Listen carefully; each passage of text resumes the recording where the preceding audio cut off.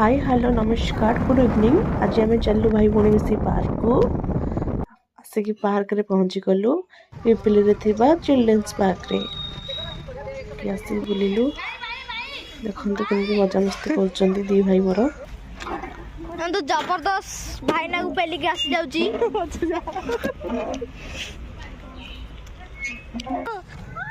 मधु चाहा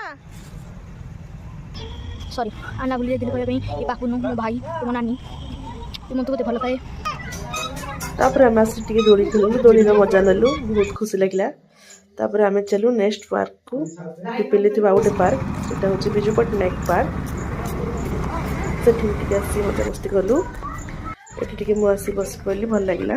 तापर हम मक्का खाइलु बाहर को आसे मन तो गुपचुप तो बनता है ना गुपचुप टिके खाई की तापरे आमे चलिलु घर को।